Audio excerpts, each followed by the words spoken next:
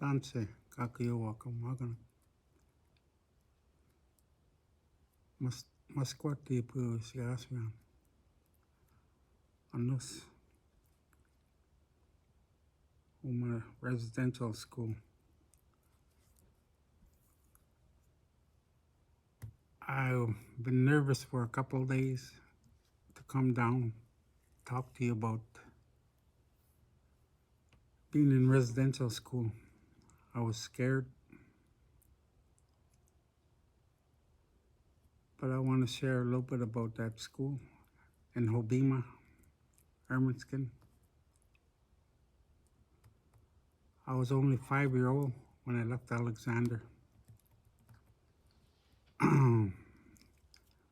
And I went to that school for 5 years.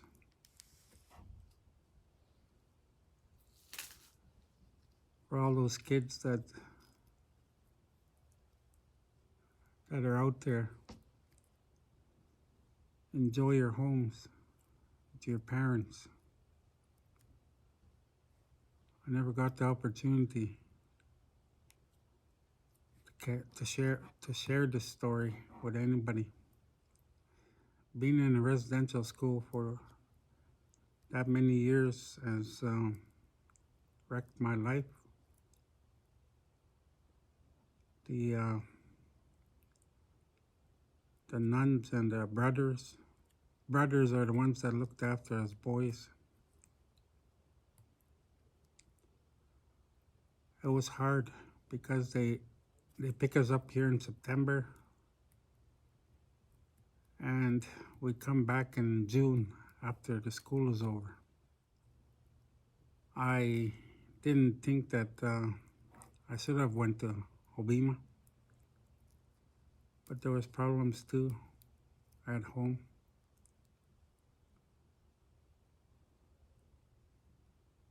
I don't blame my parents for sending me there because I think it was all part of what the priest wanted here. They stole my language. They stole my relationship with my parents, my grandparents.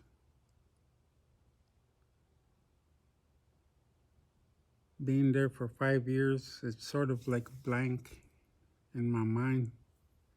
I kind of blocked out a lot of stuff that I went through at that residential school.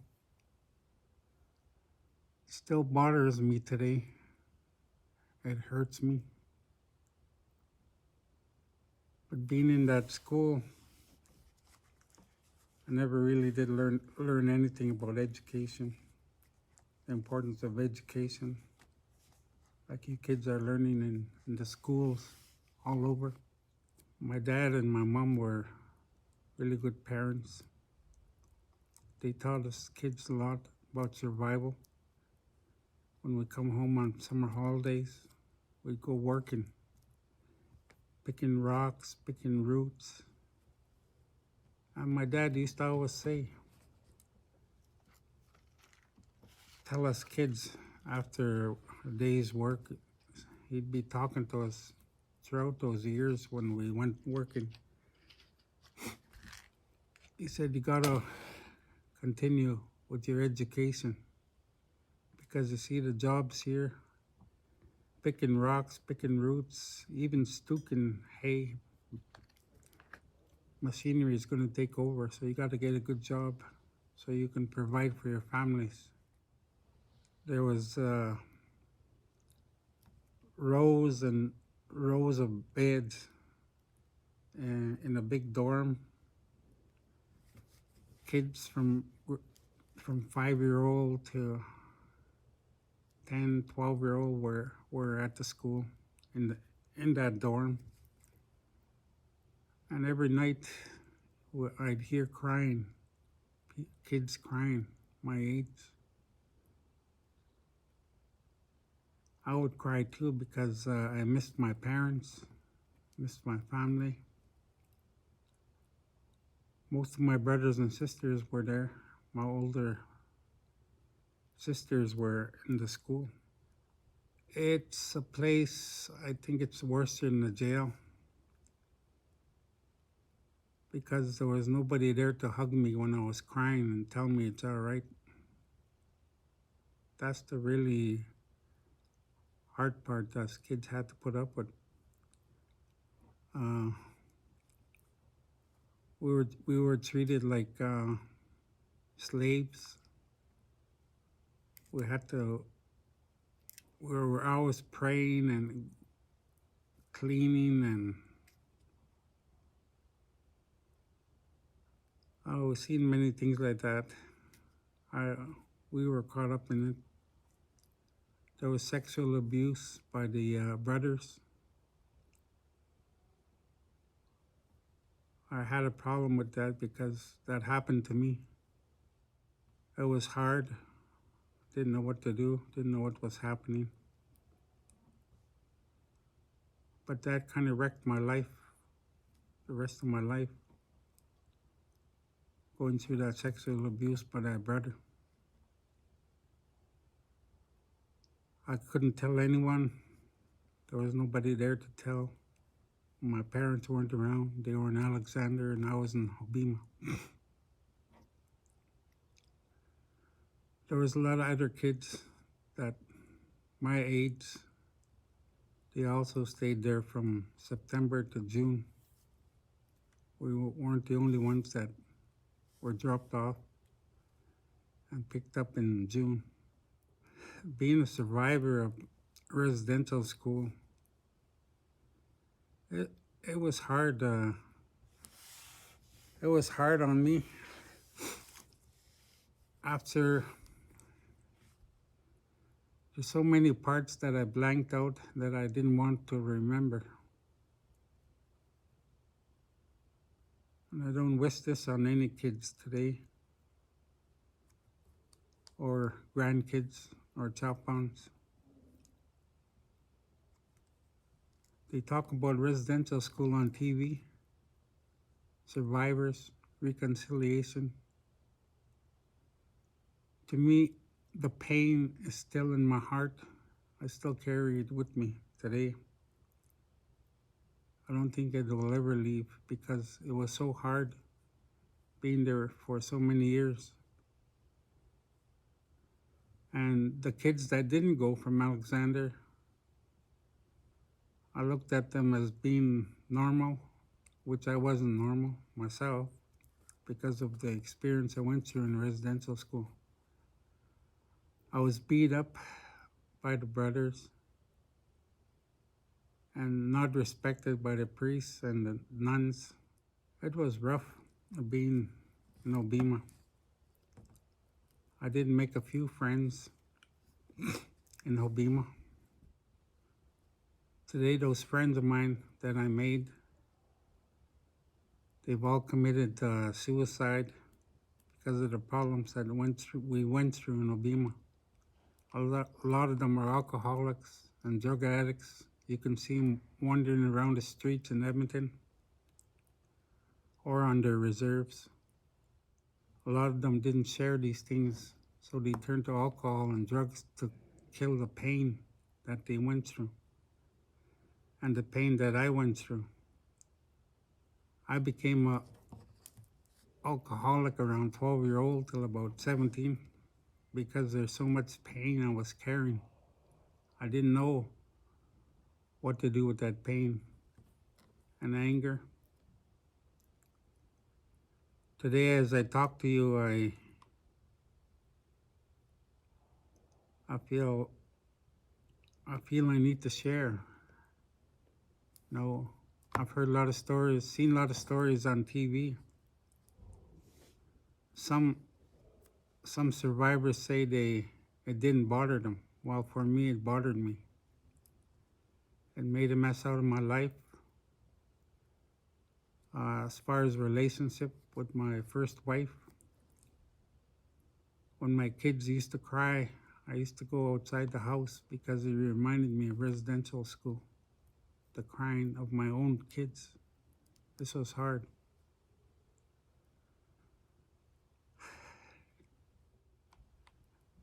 As the years went by, I envied the ones that lived here in Alexander, the families that their kids didn't go to residential school. I envied them because they had the support of their grandparents, their language, and their parents. We were treated like, I would say, animals. They didn't care about us, nor did they love us, like the way our parents and grandparents did. Plus, we were beaten if we spoke our language, but they didn't take my language away. Kigats Juanita and Manehil Peaks when I just about lost my language. My parents were also residential school survivors, so they did their best. There was always the anger they also packed around. They drank quite a bit because of the residential school and the effects that affected them. We got lickings, a lot of lickings, but at the same time, they gave us some values about life. They taught us some values, some good values about working and being a good person. I quit drinking. I was heading down that road. I went to 18 drunk tanks in jail just for overnight. But the scary part about that was I couldn't get out of the jail because the bars were the realization of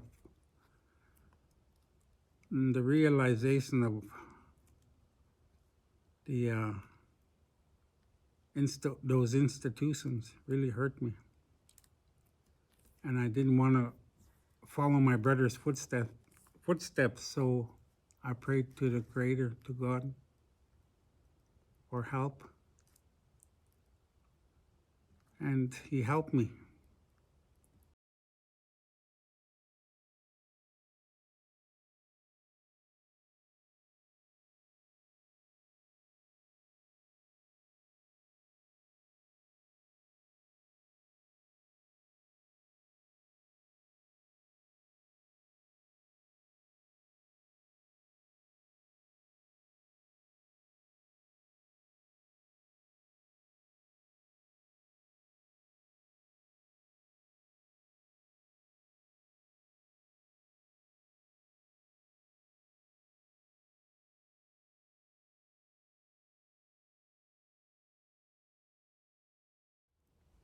The Creator guided me to a different way of life, gave me a wife. Also, I didn't have no culture back then. I didn't know anything about our culture because I was raised in a residential school. Then I lived in the cities with my sisters. It wasn't, it was hard to adjust to being married and having a wife that loves me and doing things with her. To those kids who are around 18, high school students, I envy you guys. You have all the tools here at the school. You have the cultural component here. Elders come in. Elders come in and talk to you to share some of their knowledge. I really admire the school because they're trying to teach you good things at the same time. You have your smudging here and the respect for the elders, giving them tobacco. To me, that's really important. You talk about reconciliation and how am I going to adjust now to society without packing all that hurt from the residential school. When I got down on my hands and knees, it led me to my wife and now to my culture. So the elders came that morning, first morning we were there, and asked if I wanted to be a Scorpios for a week. And I didn't I didn't know what a Scorpios was in Cree, because all those elders spoke was Cree. All they spoke was Cree. And I understood them because I didn't lose that part about our language. Because before I went to residential school, I spoke Cree all the time. And my grandparents and parents spoke Cree to us at home. So I looked at my wife and I said, okay, Scorpios. What's a Scorpios? Then they said it's a helper. So I said, okay, I'll help you guys out. And then there was 4 old men had smiles on their faces. They were happy that I was going to help them out.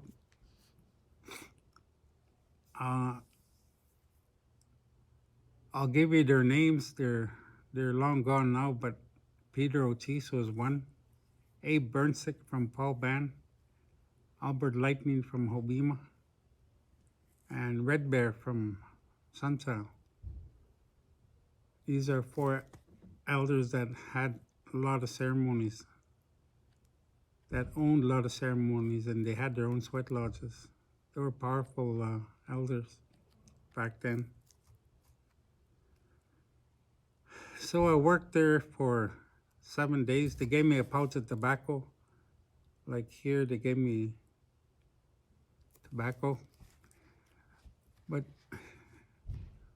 they gave me that pouch of tobacco. That was in respect for that's their protocol for me helping them as a helper or a Scorpios. You gonna pause for a minute? Just because they're opening this door. Today they talk about reconciliation. I feel that what they did to us kids was cultural genocide. They tore away all our beliefs about our culture, our language, our relationships with our parents, our grandparents, brothers and sisters. To me, that wasn't a good place to be in a residential school. There are so many things that happened up there in Hobima. Kids disappeared. Okay, after they gave me the tobacco, my father-in-law said, "How Naxim, Weechin?" He said, "Come with me. We'll start building sweat lodges." So he said, first we had to haul rocks, sweat lodge rocks, and we had to cut willows to make a sweat lodge. We had to get those tarps, get water. I didn't know anything about all this stuff, so my father-in-law taught me about these things. And taught me about the tobacco, importance of tobacco. They used tobacco at the sweat lodges to put into the holes where the willows were going to go. It was so important to me to learn about our culture back then. I didn't know anything. But my prayers were answered when I got down on my hands and knees. I was guided to our culture. Also my wife. Just in closing, to those young people, I have a lot more to share, but I just want you kids to remember to pray all the time. Smudge the school here, and if you're at home, smudge and pray to God, the Creator, however you call Him. It's really important that you keep that connection with the Creator. The sign behind me, every child matters. You are all important. And when us elders lift our pipes, we also pray for you, for all the kids here in Alexander and everywhere, because we need to do that as elders. That's our responsibility to help out wherever we can. And to me, as an elder, that's really important that we continue to do these things. Ako mismo, try your best and try and get along with all the people you can. But there is a lot of blessings if you follow this road. Try and help out the other young people that don't know about their culture, trying to bring them into these ceremonies and stuff. But as an elder for today, I have much more to share, but for now I'll just leave it at that of the story I told you is how I recovered from the hurt and the anger that I went through at residential schools. Our culture has helped me out as a survivor. Although it wasn't a pretty picture going to residential school, but to me, what's really important today is that the elders share their knowledge with you, because we love you guys, and to me that's important, to give that love back to our families and chapans. That's really important. But in closing, that's all I have to say for now. Maybe sometime, I do a lot of sharing at the school here, so you'll probably be hearing some more stories, but for now that'll be good. Hey.